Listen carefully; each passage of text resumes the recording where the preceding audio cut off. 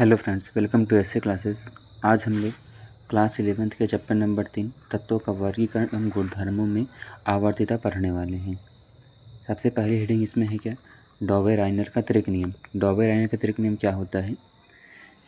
इस नियम के अनुसार यदि समान गुणों वाले तीन तत्वों को उनके परमाणु भार के बढ़ते हुए क्रम में रखा जाए तो पहले एवं तीसरे परमाणु भार का औसत दूसरे परमाणु भार के बराबर होता है। जैसे कि समझिए, जैसे कि हमारे पास तीन परमाणु हैं। एक हमारे पास है लिथियम, दूसरा है सोडियम, तीसरा है पोटेशियम। हम क्या कर सकते हैं कि डॉबे-रायनर ने क्या बोला कि अगर हम लिथियम को और पोटेशियम के दोनों परमाणु के भार का अगर हम लोग औसत निकालते हैं तो जो आएगा वो कि जो आया हमारा पास 23, ये किसके बराबर होगा? सोडियम के बराबर होगा। कहने मतलब जो बीच वाला एलिमेंट होगा उसके बराबर होगा। जैसे कि हमारे पास दूसरा एग्जांपल क्या है, क्लोरीन, ब्रोमीन और आयोडीन। क्लोरीन का एटॉमिक नंबर होता है 35, ब्रोमीन का 81 और आयोडीन का होता है 127। अगर हम लोग क्या करेंगे, 35 और 127 को जोड़ करके 2 से डिवाइड कर देंगे तो कितना आएगा? 162/2। जब इसको हम लोग डिवाइड करेंगे कितना आ जाएगा हमारे पास? 81। तो 81 किसका है? ये ब्रोमीन का एटॉमिक वेट है। यही क्या था हमारे पास? डॉबे-राइनर का त्रिक नियम था। इनके द्वारा यह किया गया नियम तत्वों को वर्गीकरण अधिक सफल नहीं था। ये क्योंकि ज़्यादा रूल फॉलो नहीं करता था ज़्यादा तत्वों पर, इसीलिए इसको गलत करार दे दिया गया। अगला क्या है हमारे पास? न्यूलैंड का अष्टक सिद्धांत। न्यूलैंड का अष्टक सिद्धांत देखो क्या होता है। इस नियम के अनुसार जिस प्रकार संगीत में पहले एवं 8वें स्वर में समानता पाई जाती है, ठीक उसी प्रकार तत्वों के परमाणु भार के बढ़ते हुए क्रम में रखा जाए तो पहले एवं 8वें तत्व के गुणधर्म में समानता होती है। जैसा हम लोग जानते हैं कि जो हमारा म्यूजिक होता है उसमें होता है कि सबसे पहले आता है सा, रे, गा, मा, पा, ध, नी, और सब फिर आ जाता है सा। फिर यही जो शुरू वाला पार्ट होता है फिर से शुरुआत हो जाती है इसकी। तो इसमें क्या होता है, न्यूलैंड ने क्या बोला कि अगर आप चाहे जो आप एलिमेंट ले रहे हैं, जैसे हम लोग यहाँ पे एलिमेंट लिए हैं lithium, beryllium, boron, carbon, nitrogen, oxygen, fluorine, उसके बाद क्या आएगा हमारे पास? सोडियम। अब उन्होंने क्या बोला कि जैसे लिथियम आया, लिथियम का जो भी गुण होगा वो सेम गुण किसके बराबर होगा? वो सोडियम के बराबर होगा। और इसी प्रकार जो आपका ये सब सारे गुण होंगे, बेरिलियम का गुण मैग्नीशियम से रहेगा, और बोरॉन का एल्युमिनियम से, कार्बन का सीजियम से, नाइट्रोजन का फास्फोरस से, सब किसी प्रकार सेम गुण बना रहेगा। उदाहरण से स्पष्ट होता है कि लिथियम, सोडियम और पोटेशियम के गुण आपस में समान होते हैं, समानता पाई जाती है। इसमें विशेष क्या है, आप लोग विशेष देखिए। विशेष क्या है? यह नियम कैल्शियम से अधिक परमाणु वाले भार पर लागू नहीं होता है, अतः न्यूलैंड का नियम भी विफल रहा। जैसे ही आप लोग कैल्शियम के ऊपर जाएंगे, मानिए कहना है एटॉमिक नंबर 20 के आप लोग जैसे ऊपर जाएंगे, ये नियम आपको फॉलो नहीं होता है। इसी वजह से न्यूलैंड का नियम भी डॉबे-राइनर के नियम के तरह ही पूर्ण तरीके से गलत हो चुका था। अब हमारे पास क्या है? मेंडलीव की आवर्त सारणी। ये मोस्ट इंपॉर्टेंट मेंडलीव की आवर्त सारणी एग्जाम में पूछी जाती है। मेंडलीव की आवर्त सारणी देखते हैं हम लोग। इस सिद्धांत के अनुसार तत्वों को बढ़ते हुए परमाणु भार के क्रम में रखा जाए तो एक नियमित रूप से अंतर के बाद उनके गुणों में समानता पाई जाती है। इसे आवर्तिता कहते हैं।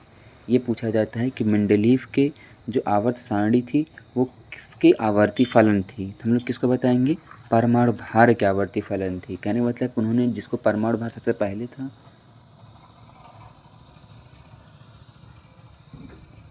मेंडलीव ने क्या किया था, जिसका परमाणु भार सबसे कम था उसको सबसे पहले, उसके बाद जिसका परमाणु उससे ज़्यादा, उसके बाद फिर ऐसे ऐसे करके उन्होंने अपने सारे एलिमेंट्स को एक प्रकार से अरेंज किया था। इस नियम के अनुसार इनका ये मेन नियम यही था, तत्वों के भौतिक एवं रासायनिक गुण उनके परमाणु भारों के आवर्ती फलन होते हैं। ठीक है ना? अब आगे देखते हैं, आगे क्या है हमारे पास? मेंडलीव की मूल आवर्त सारणी के लक्षण। कैसे हम लोग पहचानेंगे कि मेंडलीव की आवर्त सारणी है ये, उनके क्या क्या लक्षण थे? मेंडलीव की मूल आवर्त सारणी के निम्न लक्षण थे। उनके कुछ निम्न लक्षण से हम लोग देखते हैं आगे। सबसे पहला लक्षण क्या है? इस आवर्त सारणी में तत्वों के परमाणु भार के बढ़ते क्रम में रखा गया है। जैसे अभी मैंने पहले बताया कि इनके परमाणु भारों को बढ़ते क्रम में रखा गया है कि जिसका सबसे एटॉमिक वेट सबसे कम होगा उसको पहले रखेंगे, फिर उसके बाद उससे ज़्यादा वाला, फिर उसके बाद उससे ज़्यादा वाला, ऐसे ऐसे पूरा एलिमेंट्स को आप लोग रखेंगे। अब नंबर 2 क्या है, इस तत्व में इस आवर्त सारणी में 8 ऊर्ध्वाधर कॉलम होते हैं जिन्हें समूह कहते हैं। कहने का मतलब कि 8 आपके ऊर्ध्वाधर कॉलम, ऊर्ध्वाधर मतलब खड़े कॉलम होंगे जिन्हें हम लोग क्या कहते हैं, समूह। जिसे क्या कहते हैं, समूह।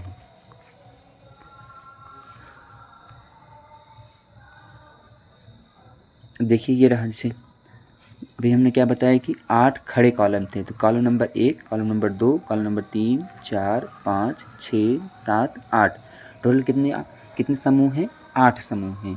ठीक है, किसमें, मेंडलीव की आवर्त सारणी में। समझ में आ रही है बात। अब अगला क्या है, इस सारणी में टोटल 12 क्षैतिज पंक्तियाँ होती हैं, जिन्हें श्रेणी कहते हैं। इस समूह में सभी तत्वों के गुण समान होते हैं। अब हम लोग फिर से देखते हैं, अपने चार्ट पे आते हैं। उन्होंने क्या बोला था कि टोटल 8 खड़े कॉलम है। कॉलम नंबर 1, 2, 3, 4, 5, 6, 7, 8, 8 खड़े कॉलम हो चुके हैं। लेकिन उन्होंने ये भी बताया कि जो हमारे कॉलम होंगे वो 8 ही होंगे और जो श्रेणियाँ होंगी टोटल 12 होंगी। जैसे देखेंगे आप लोग, ये 1, 2, 3 ऐसे ऐसे ऐसे पूरा करके हमारे पास कितना है, ये टोटल 12 श्रेणियाँ हैं। और जितने भी जिस श्रेणी में जो भी एलिमेंट होगा उनके गुण आपस में क्या होंगे, बराबर। जैसे कि मतलब कि जो हमारे पास जो हाइड्रोजन है, जैसे जो हमारे पास हाइड्रोजन है, ये हाइड्रोजन का जो सेम गुण होगा वही लिथियम का होगा, वही सोडियम का, पोटेशियम का। उसी प्रकार आपका इसे पूरा गुण आपका सेम पाया जाएगा।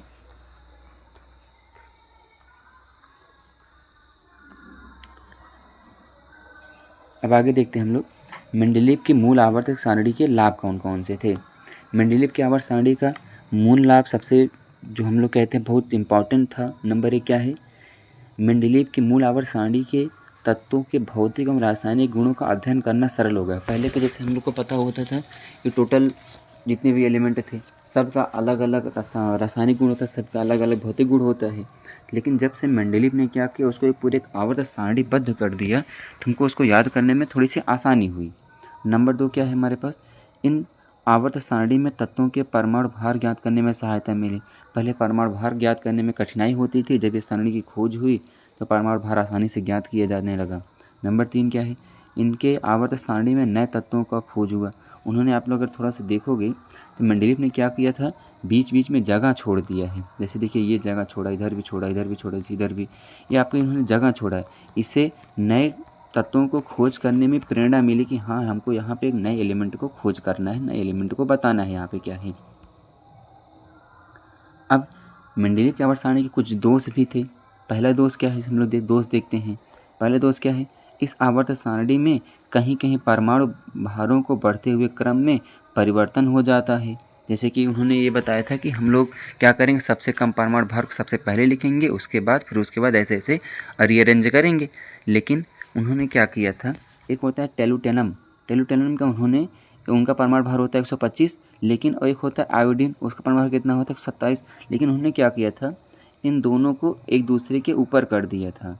टेलुटेनम को नीचे कर दिया था और आयोडीन क्या कर दिया था, उसके ऊपर कर दिया था। और जैसे दूसरा क्या है, आर्गन। जैसे आर्गन का परमाणु भार होता है कितना, 39.9 को पोटेशियम परमाणु भार 39.1 से पहले रखा था। कहने मतलब कि आर्गन को पहले रख दिया था और पोटेशियम को बाद में रखा था, जबकि उनके परमाणु के नियम के अनुसार ये होना चाहिए था कि पोटेशियम को पहले रखें और आर्गन को क्या कर दे, वो बाद में रखें। उन्होंने अपने नियम को खुद ही फॉलो नहीं किया। ये सबसे बड़ी डिमेरिट थी इनके आवर्त सारणी की। नंबर अगला देखते हैं, इस आवर्त सारणी में समस्थानिक और संभारी का कोई स्थान नहीं दिया गया।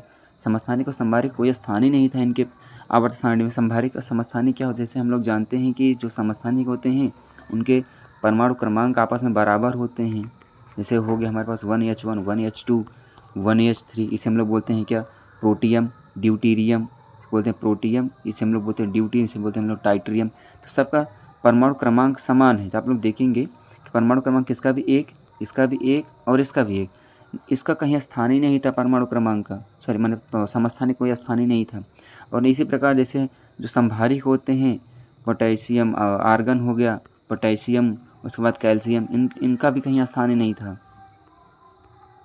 आगे नंबर 3 क्या है, इस आवर्त सारणी में परमाणु क्रमांक की कोई स्पष्ट व्याख्या नहीं की गई थी, कोई स्पष्ट नहीं था, इनमें उन्होंने परमाणु क्रमांक को दर्शाया ही नहीं था थोड़ा सा भी।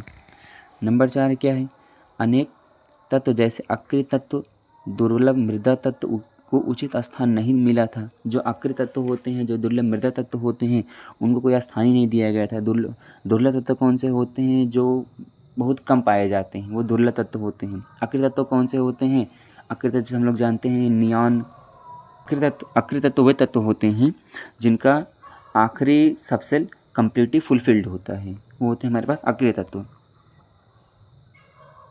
अब आगे देखते हैं हम लोग क्या है, मेंडेलीव की आवर्धनिक आवर्त सारणी, या इसे हम लोग बोलते हैं संशोधित आवर्त सारणी, या इसे हम लोग बोलते हैं कि आधुनिक आवर्त सारणी। इसका एक और नाम है प्रवर्धित आवर्त सारणी, ठीक ना। इसका एक और नाम है मोजले की आवर्त सारणी, आप चाहे जो नाम से बोलें इसको।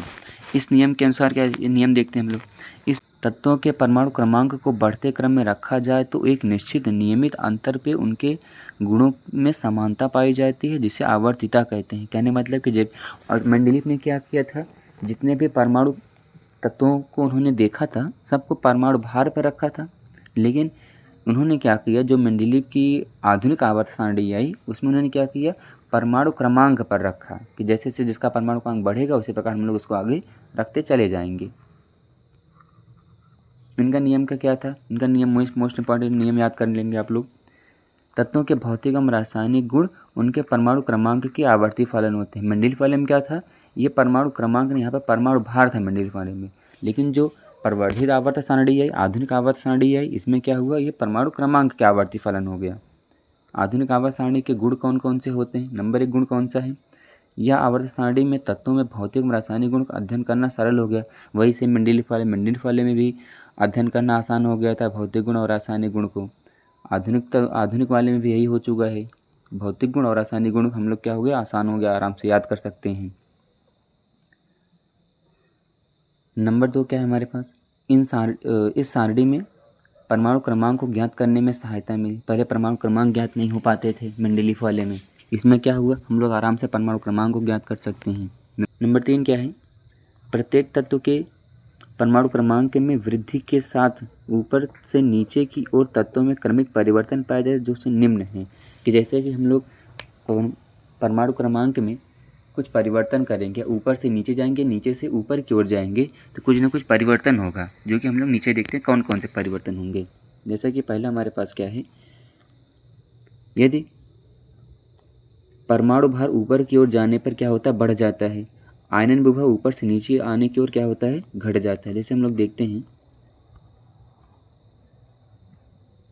जैसे हमारे पास ये आधुनिक आवर्त सारणी है, अगर आप लोग इसमें कहीं से, वैसे मान लो हम लोग बोरान फैमिली लेते हैं, अगर बोरान फैमिली का आप ऊपर से नीचे की ओर जाएंगे, ऊपर से नीचे की ओर, तो क्या होगा, परमाणु भार बढ़ेगा, तो क्या होगा आपका, क्या होगा, एटॉमिक वेट आपका क्या होगा, इंक्रीज होगा, बढ़ेगा। जैसे हम लोग जानते हैं बोरान का 11 होता है, उसी प्रकार ये टेलिनियम, उसके बाद आगे NH का क्या होता है, और ज़्यादा बढ़ जाएगा। और आयनन विभव क्या होता है, ऊपर से जब नीचे की ओर आएंगे क्या होगा, ये आयनन विभव घटेगा, एनर्जी क्या होती है, घटती है। अगला क्या है हमारे पास, जैसे देखते हैं नंबर 3, परमाणु आकार ऊपर से नीचे की ओर बढ़ता है और विद्युत ऋणात्मकता ऊपर से नीचे की ओर घटता है। जैसे हम लोग जैसे मान ली फिर चलते हैं, यहाँ पे जैसे अगर ये परमाणु का आकार, जैसे बोरान का जो आकार होगा और जहाँ पे थेलेनियम का जो आकार होगा, वो क्या होगा, धीरे धीरे जब ऊपर नीचे का आकार बढ़ेगा इसका, और जो इलेक्ट्रोनेगेटिव होता है वो ऊपर से नीचे की ओर आएंगे तो कम होगा। हम लोग जानते हैं कि जो फ्लोरीन होता है सबसे ज़्यादा विद्युत ऋणात्मक तत्व होता है, और दूसरे प्रकार ये क्लोरीन उससे कम हो जाता है, ब्रोमीन का उससे भी कम हो जाता है, धीरे धीरे इसी प्रकार धीरे धीरे कम होते चला जाता है। आगे क्या है, इलेक्ट्रॉन बंधुता ऊपर से नीचे की ओर जाने पर घटती है, धात्विक गुण ऊपर से नीचे ओर जाने पर बढ़ता है, धात्विक में अपचायक क्षमता ऊपर से नीचे की ओर बढ़ जाती है।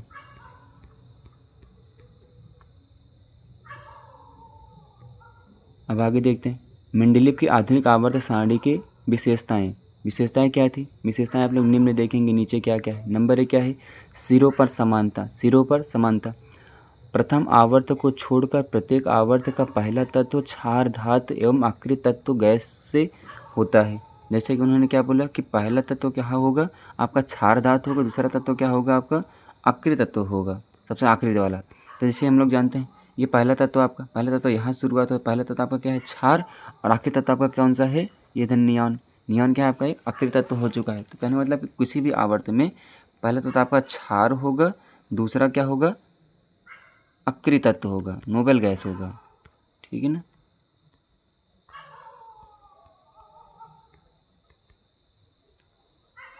अब आगे देखते हैं नंबर अगला क्या है संयोजकता में परिवर्तन। संयोजकता में परिवर्तन मतलब लघु आवर्तों के तत्वों की संयोजकता हाइड्रोजन के प्रति पहले 1 से 4 तक बढ़ती है, फिर 1 से 4 तक घट जाती है। कहने का मतलब कि जैसे जैसे आप लोग परिवर्तन करेंगे, फिर आते हैं हम लोग, जैसे ये रहा हमारे पास ये एलिमेंट हुआ, अब यहाँ से ऐसे मान ली इसकी वैलेंसी 1 होगी, फिर इसकी वैलेंसी 2 होगी, उसी प्रकार इसकी वैलेंसी 3, फिर इसकी वैलेंसी 4। अब पहले तो लेके 1 से लेकर के 4 तक ये बढ़ा, अब क्या होगा अब धीरे धीरे यहाँ से कम होगा। कब तक कम होगा 1 तक कम होगा। अब यहाँ से इसकी वैलेंसी कितनी हो जाएगी फास्फोरस की, फास्फोरस वैलेंसी कितनी हो जाएगी 3, फास्फोरस कितनी हो जाएगी इसकी 3, उसके बाद सल्फर की 2, क्लोरीन की 1, आर्गन कितनी हो जाती है 0 हो जाती है, आखिरी तक तो हो जाता है ये इसकी होती है बैलेंसी में परिवर्तन, संयोजकता में परिवर्तन होता है। अगला नंबर 3 क्या है गुणों में क्रमिक परिवर्तन। गुणों में कौन कौन से परिवर्तन होते हैं आप लोग देख सकते हैं यहाँ पे, किसी भी आवर्त में बाएं से दाएं चलने पर तत्वों की धात्विक लक्षण में कमी हो जाती है और अधात्विक लक्षण में वृद्धि होती है। किसी से आप लोग बाएं से दाएं की ओर जाएंगे, जैसे आप लोग ये लेफ्ट साइड से राइट साइड हो जाएंगे, तो उसमें होगा क्या धात्विक लक्षण बढ़ेगा और धात्विक लक्षण आपका कम होगा और अधात्विक लक्षण क्या होगा आपका बढ़ेगा। नंबर अगला क्या है नंबर 4 तत्वों के ऑक्साइड में प्रकृति। प्रत्येक तत्वों के ऑक्साइडों के गुणों में बाएं से दाएं पर क्षारीयता और अम्लीयता की ओर क्या होती है बढ़ जाती है। मेंडलीव की आवर्त आवर्त सारणी के दोष, हम लोग जब दोष देखते हैं मेंडलीव के आवर्त सारणी में निम्न दोष हैं। नंबर 1 दोष कौन सा है आधुनिक आवर्त सारणी में हाइड्रोजन की स्थिति स्पष्ट नहीं हो सकी। हाइड्रोजन का कुछ पता ही नहीं अभी तक कि हाइड्रोजन को हम लोग एस ब्लॉक में रखेंगे या पी ब्लॉक में रख देंगे या डी में रखेंगे या फिर नीचे एफ में रख देंगे। हाइड्रोजन कोई स्थान ही परफेक्ट नहीं हुआ अभी तक, इसी वजह से इनके ये डिमेरिट हो चुके। नंबर 2 क्या है फर्स्ट ए समूह और फर्स्ट बी समूह के तत्वों में बहुत कम मिलते हैं, फिर भी उन्हें एक समूह में रखा गया है। जिससे हम लोग जानते हैं जो फर्स्ट ए वाला और फर्स्ट बी था इनके तत्व बहुत कम आपस में गुण मिलते हैं, लेकिन फिर भी उनको एक समान जगह पर रखा गया है। इनका ये भी नंबर 3 क्या है धातुओं एवं अधातुओं के गुण अलग अलग होते हुए भी इन्हें एक समूह में रखा गया है। जितने भी धातु हैं और जितने भी क्या है अधातु सबको क्या है सबका गुण अलग अलग होगा, लेकिन फिर भी उनको क्या किया गया है एक ही समूह में रखा गया है। आगे क्या है हमारे पास दीर्घाकार आवर्त सारणी या प्रवर्धित आवर्त सारणी। यहाँ से हम लोग कल चलेंगे। हैंड रिटन नोट्स के लिए टेलीग्राम चैनल ज्वाइन करें। आशा करते हैं आपको समझ में आया होगा। आज के लिए बस इतना ही। Thank you. जय Hind. Thanks for watching this video. Like share don't forget to subscribe.